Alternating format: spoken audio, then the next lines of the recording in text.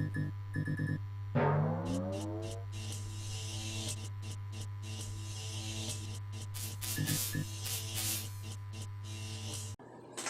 guys, this is another episode of Pop Culture Minefield. That's Keith. And that's Gerry. And today's episode, we're going to be talking about some nerd stuff. As always. Yes. First off, what are we going to talk about? Well, today we're going to talk about Dr. Sleep. The first trailer has hit, and it looks awesome. Squeeze! Then we're going to talk about Anton Yelchin's documentary. News. Yeah, his documentary. And then you wanted to talk about Krypton. We can talk about Krypton because second season just started. Yes, I watched it already. Did you watch it? Yep. Oh, and of course, Ghostbusters news. Yep. And so with that, let's roll titles.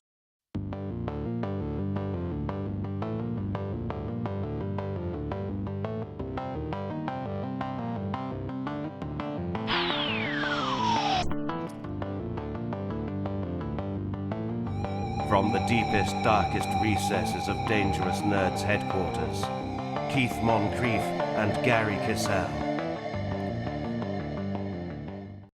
Hey guys, we're back from the titles. Hope you enjoyed that. And more on top of that, thanks for staying. I hate my personality when I do that fake thing. Anyway, so we did. We watched the new trailer. Oh, and by the way, yes, we are. We're the Vest Brothers. I think we were going to say that this was the Dangerous Nerds. Dangerous Nerds Mid-Coast Chapter 1701. Yeah, that's about right. We're bad like that. We're bad to the bone. That song, remember that song? Yeah. Bad to the bone. Anyway, stuttering in a song. It reminded me of The Who with talking about my generation. Yeah. And who else did that too? David Bowie. Did it with one of his songs back in 1970, 71, Changes. And of course, he did it with Talking About My Generation. And what they were referring to in that song was the Pill Poppers. Yeah. We're old like that. Yeah. I'm a big Who fan. So, if you know anything about the Who in that song, is that the stutter in the song represented the mods who were popping pills all the time, and they would stutter because they were always speeding. They were always high. Yeah. So anyway, back to the show. We're going to talk about Dr. Sleep, and we're probably going to spend a lot of time talking about that because, oh my God, I was shocked. I kept thinking, because I would see articles, and they would go, it's a direct sequel to The Shining, and I'm like, are they saying a direct sequel to the book? Or to the movie? Mm-hmm. Well, we know now officially today it's to the movie. And I know that King loves getting a paycheck. Yeah. But I know he resents the shit out of this movie being a sequel to the film he hates to this day. Yeah. And we're talking about Stanley Kubrick's version of The Shining. Yeah. Which, in my opinion, and I know I've had my arguments with my friends about this, I consider it superior to King's book. I considered the book not very scary. I consider what Kubrick did scary, really creepy. And when you start breaking down the psychological aspects of what he was doing and what he was doing with the camera, he was doing things intentionally that was to work subliminally while you're watching scenes, like a chair would disappear in a shot. Well, it was to let you know that you are no longer in the real world. You are now in the imaginary world of the main character, Jack Torrance, played by Jack Nicholson. And he did some amazing shit in that film that when you go back, because I watched that documentary on the making of the film and all the stuff that he did. And he was and I refer to him as this, because Ridley Scott is really one of the most deliberate directors I've ever seen. Mm-hmm. But Kubrick puts him to shame. Because Kubrick, anything that's in his film is not accidental. There's nothing accidental in his film. There's never something accidentally forgotten. That was just suddenly, no, he did that on purpose. Coppola was just lazy. Coppola was known for stuff looking different, like in Dracula, prime example. Cowboy character comes into the party and puts the hat down, or he's holding the hat, but later it's down and Dr. Seward is sitting on it. Yeah. You know, he didn't care about continuity. Kubrick did. Yeah. Kubrick was very aware of continuity in his films. So Dr. Sleep comes and it throws us back into that world that Kubrick created from Stephen King's original story. And it was amazing to watch. It really was. It's a classic story, and really a movie. It's you have the right story paired with the right director, and coming out at the right time. The performances in that original movie are just iconic. And again, there is a reason why Ready Player One, both the book and the film, feature this stuff. Yeah, and Stephen King's daughter scored the music for it, Yeah. as well as mixing in other elements from other places. She was also the music director, but she would compose that theme, that bump, bump, that real low, and they use that in the trailer, as well as clips from The Shining in the new trailer. Yeah. To connect them, to let you know, the viewer, this is a sequel to Kubrick's film, and of course, Stephen King's cashing that check, but kicking and screaming, because he's like, I want it to be about mine. But it's not, and I'm happy. It's sort of like that movie that flopped, the Dark Tower. Yeah.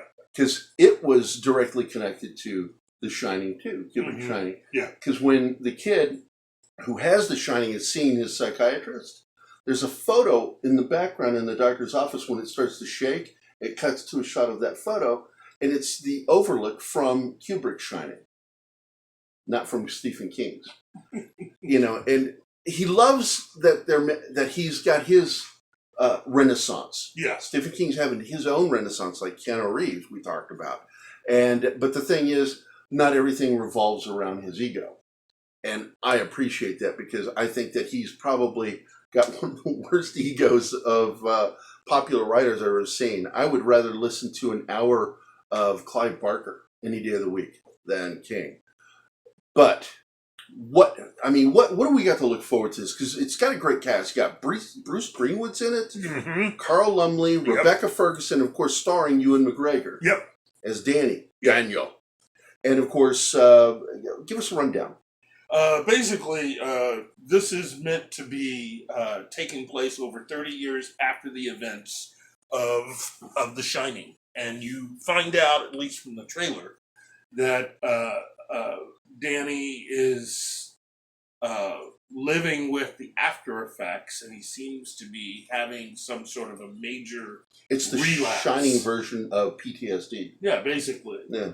And I think what you learn from the book is that he's become a doctor. He works with kids.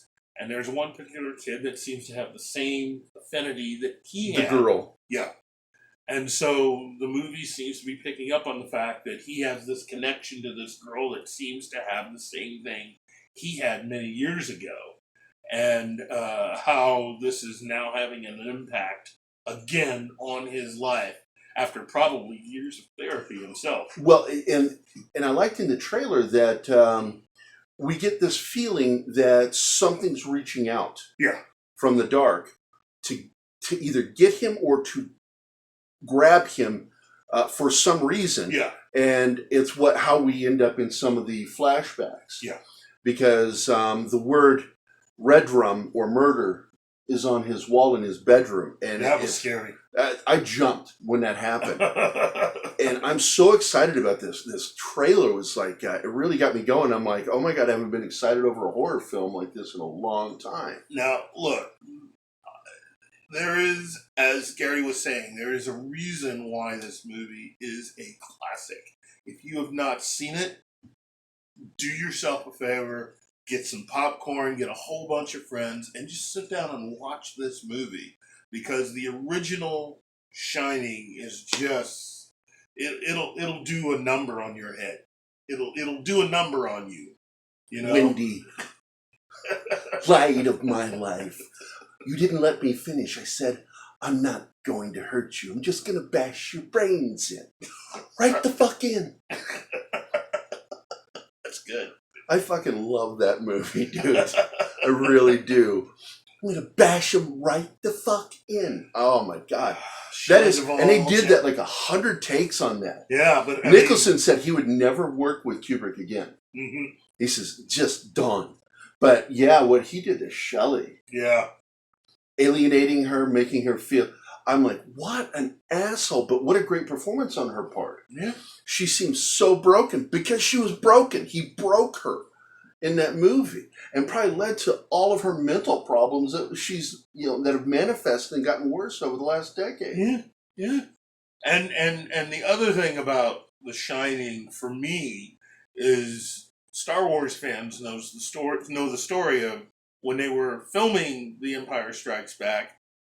It was the fire next door that happened to be on the Shining set. Yep. That you hear about in various books and other things. And I always thought it was just kind of fascinating. Both movies were in production at the exact same time.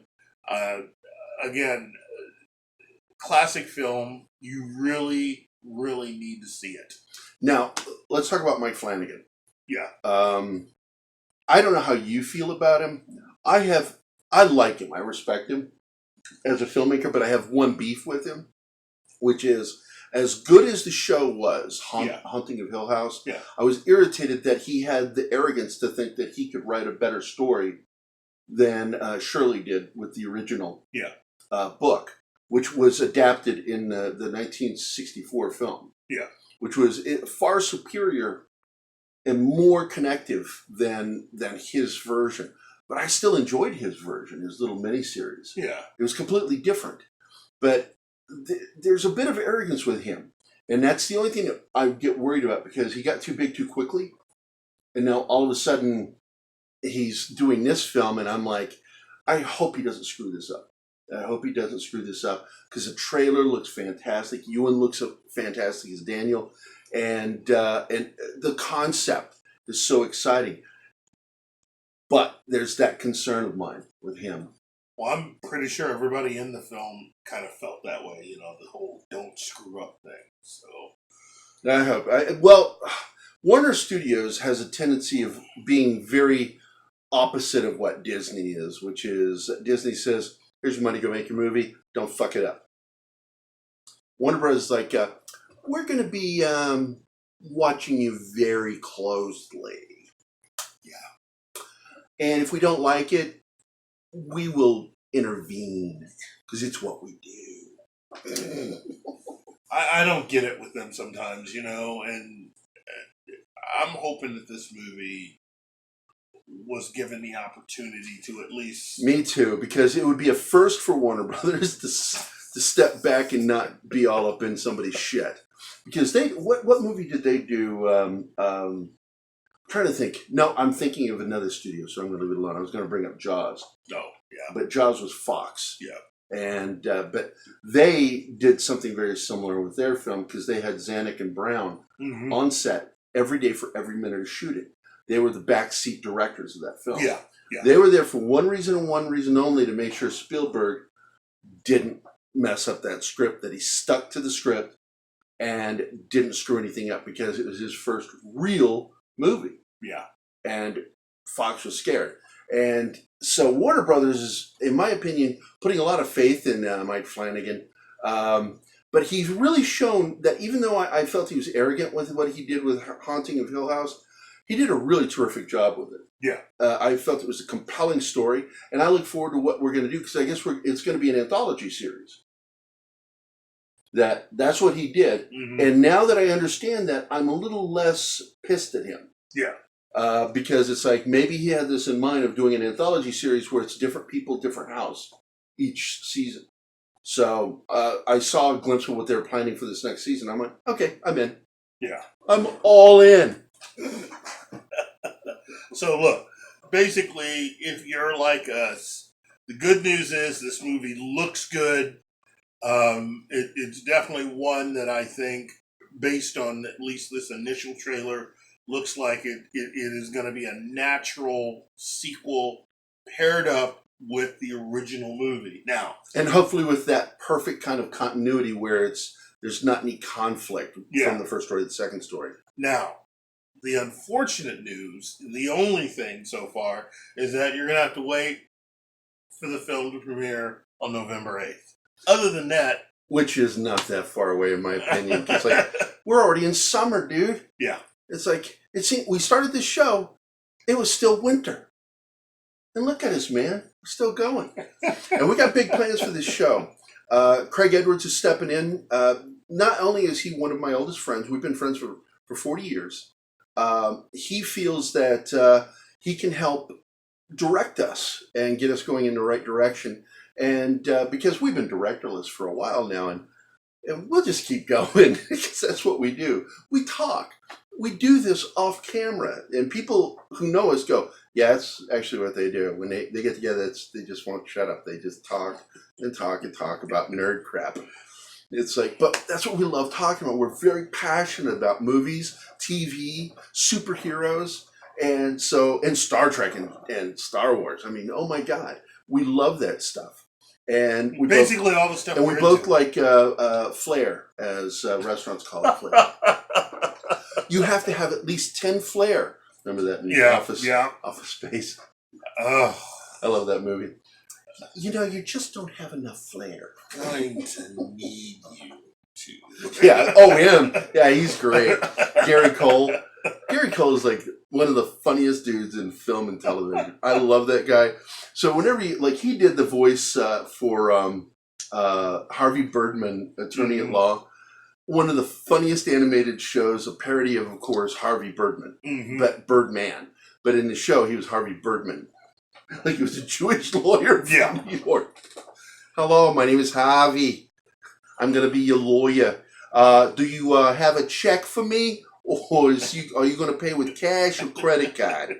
Well, and Gary Cole is still also was for a long time one of the go-to voice actors who would guest appear on shows like Family Guy. Oh, yeah. He's always on there. He's still on there.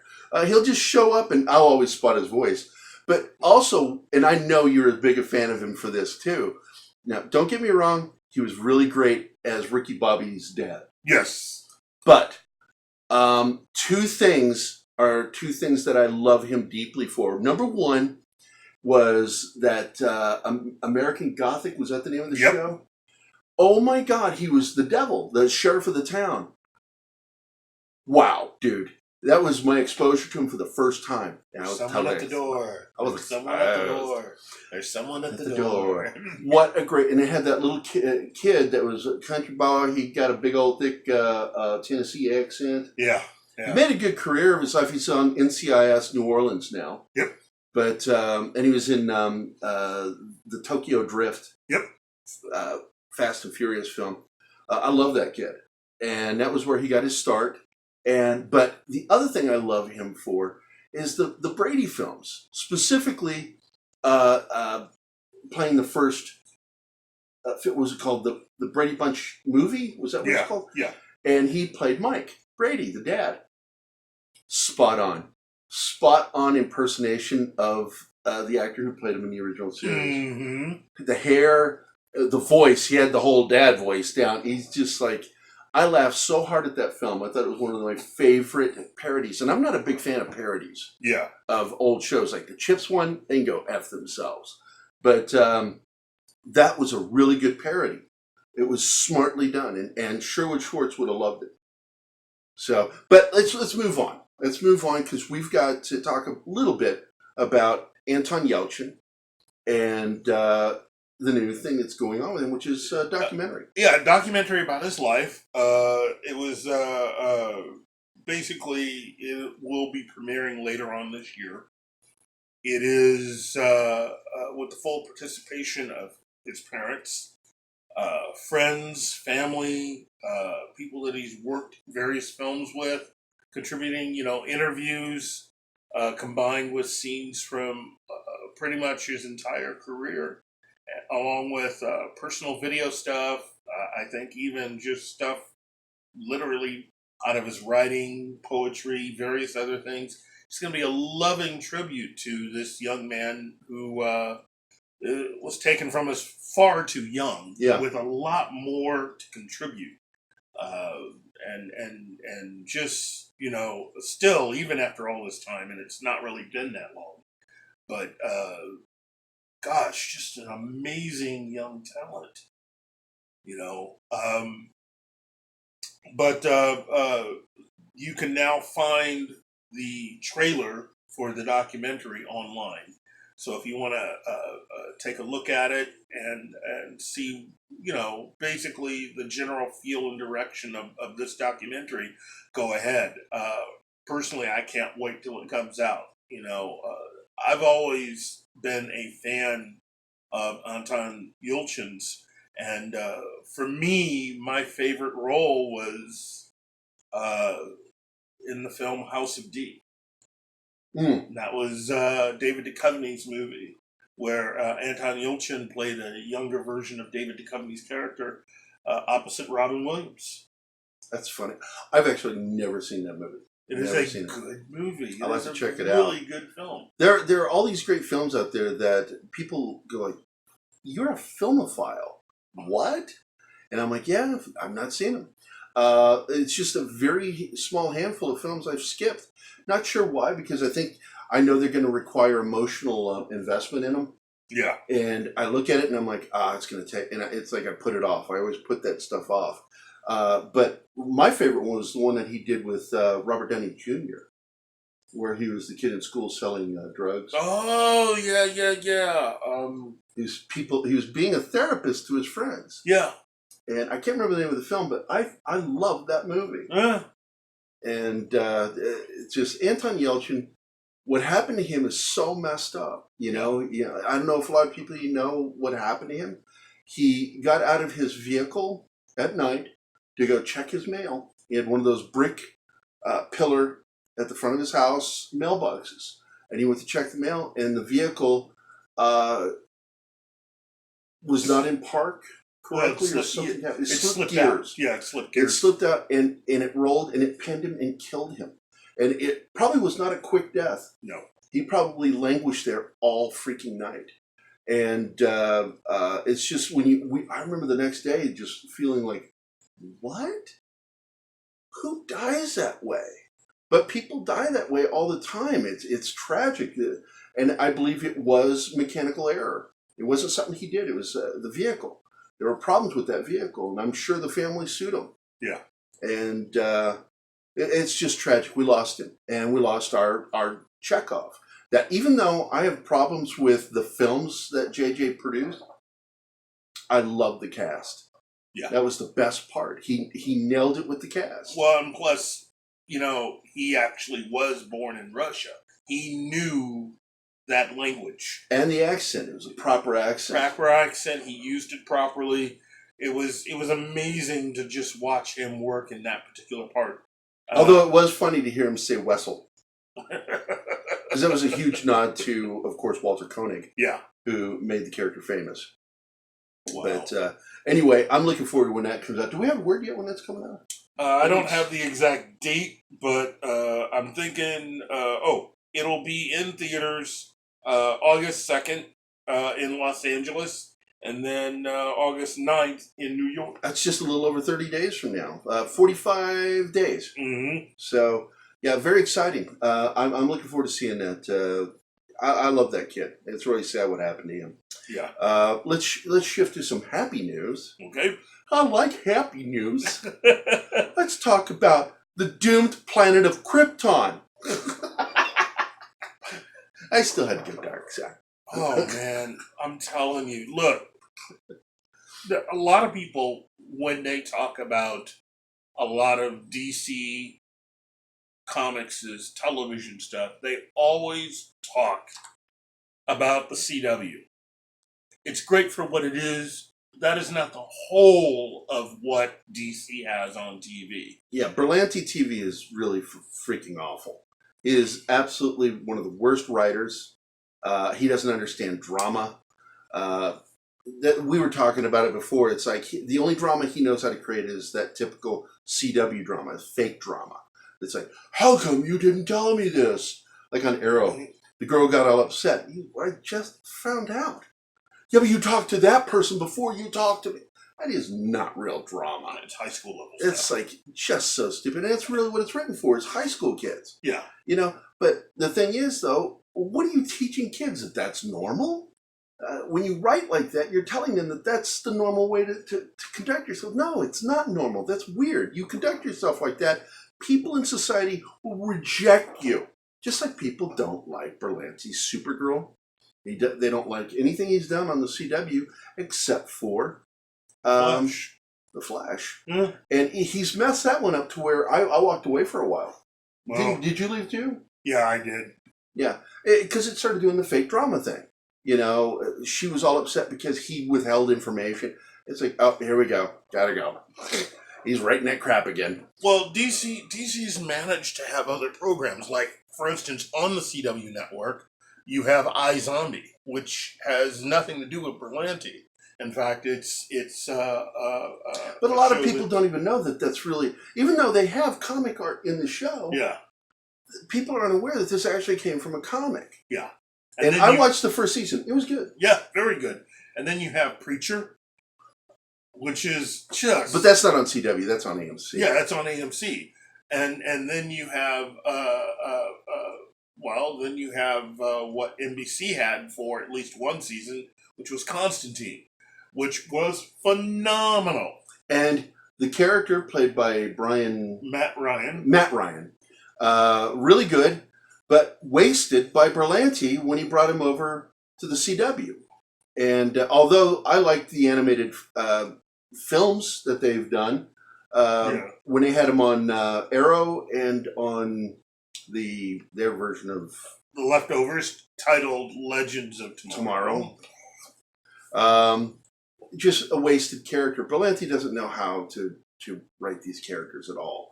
But the thing is that's really good is that he has very little to do with a lot of the external DC shows. And there are others. I mean, Gotham, which just ended. He has nothing to do with it. Show's great. It was sad to see it go. Yeah. I really wish they had lengthened that season and done a better job with the Batman reveal, but still, It's a good I show. love that show. Yeah, it's nice. It's a nice alternate version of Batman. Well, it's an Elseworld. Yeah, it's an Elseworld. But look, that just brings us around to Sci-Fi Channel's Krypton, which is a very well done version. Which, if you recall, I hated the first episode. I hated. I still hate that first episode. Yeah. Even though Berlanti wasn't in there, it had a bunch of stupid writing in it. Yeah. That really annoyed me. But you told me to go back and watch it. Yeah. And I binged the entire First season. And I'm like, yeah, I'm hooked. They're Brainiac. Oh, wow. Again, I've said it before and I'll say it again. I really don't mean to keep harping on Berlanti's Supergirl for this one.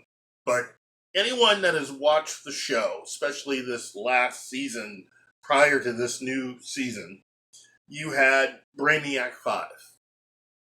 Pretty much it's an actor with a really bad wig and just some makeup splattered on his face. And that's pretty much what they did. I know that they try real hard, but what they did on Krypton with Brainiac really does make what they did on Supergirl Huge look nod like, to the comic. Yeah, it looks exactly like the Brainiac from the comic. With the things on his head, but they give it purpose. There's a reason for those things. And he's just green. it looks scary eyes. Yes. And of course, he plays. It's a classic Englishman playing a villain. Yeah. A very dry way of speaking.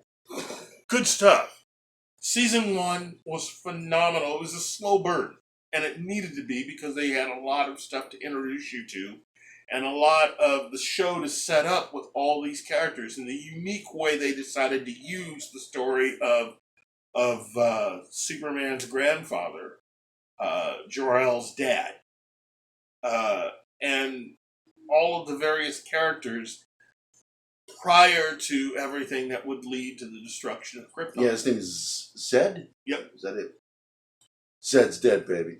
Zed's dead. So now you have this show, and what you've set it up to be is that Superman is sent Adam Strange into the past of Krypton to go after his grandfather and to have both of them try to stop Brainiac from going into the past and basically pulling a Terminator. That's exactly what it is. Yeah, he's pulling a Terminator by trying to kill Superman before his dad was born. You know, it's the next step up. Instead of going and just killing his mom, no, we'll just go a generation before and just kill your dad. And then, we also bring in some really cool stuff with Zod.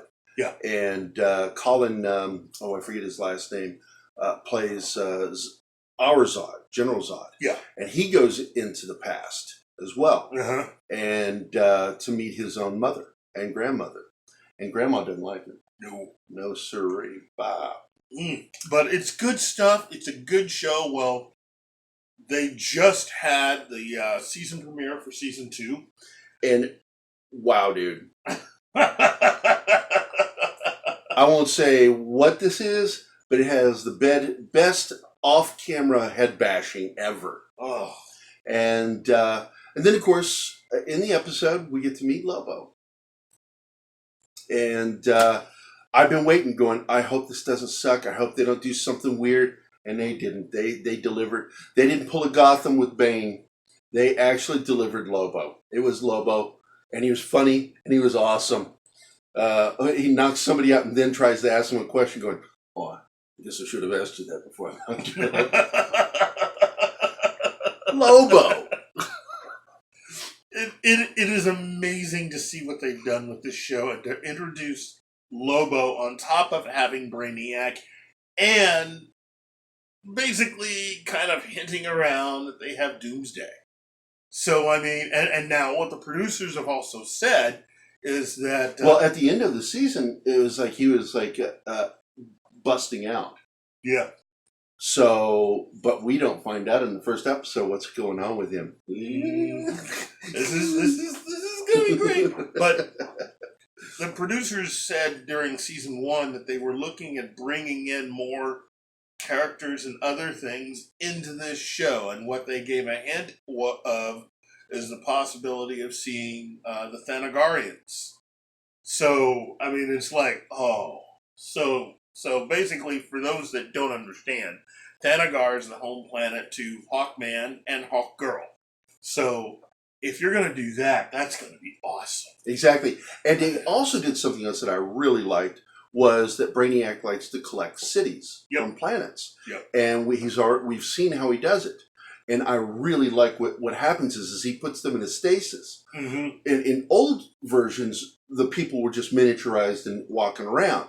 No. They're frozen in place, and they're aware of it. And that's the scary part, is because Adam Strange ends up going in there. Yeah. And he sees these people because he thinks he's back on Earth, and something's wrong because the people are like looking at him as he's walking by them, but they're not moving. And then he realizes, oh crap, Brainiac has trapped him in one of his little weird domes. Mm-hmm. Really cool. And of course, what was the other one that really impressed me with what they brought in from the comics? Oh goodness! Now the ship.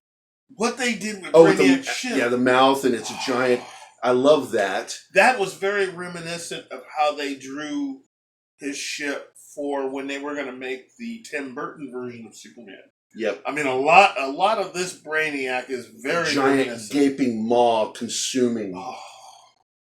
It's good stuff. If you've never seen it, I think you can actually watch it on DC Universe.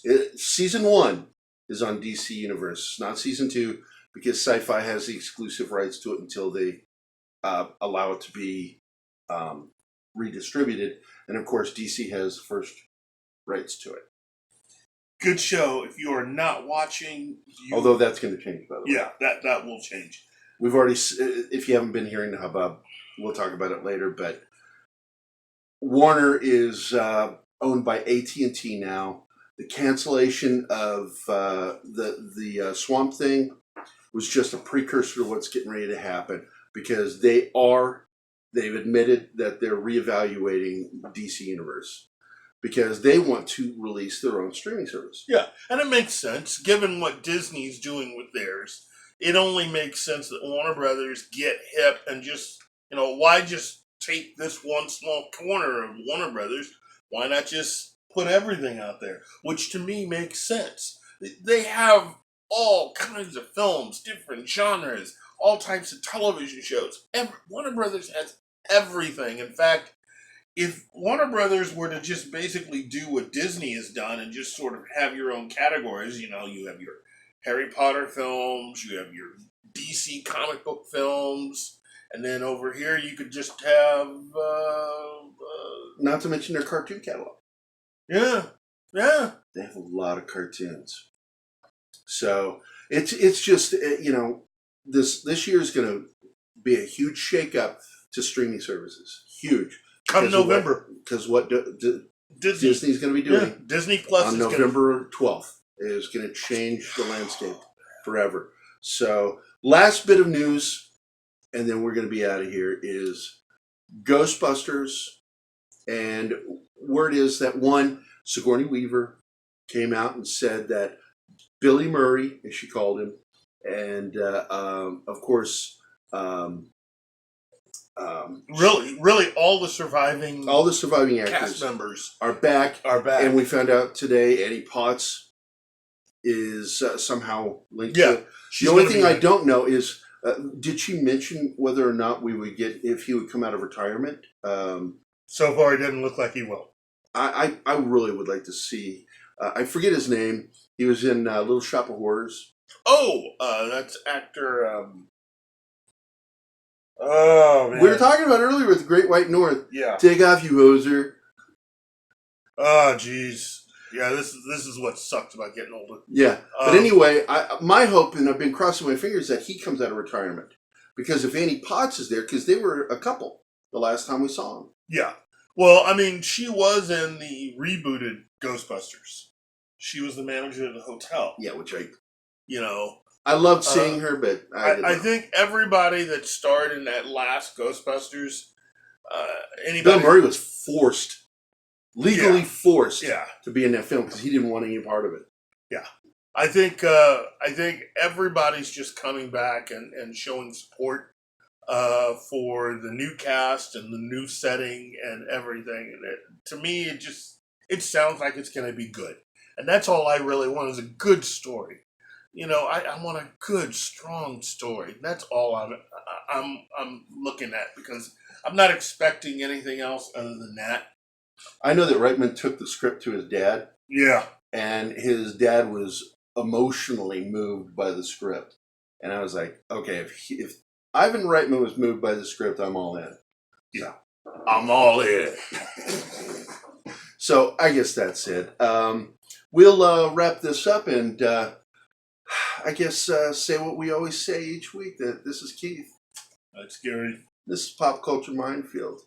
We're out of here. Get off my lawn.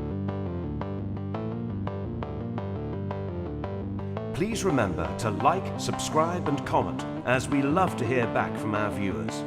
Also, if you enjoy our videos, please consider becoming a patron of our show through Patreon and/or GoFundMe. Links are listed below the video in the description.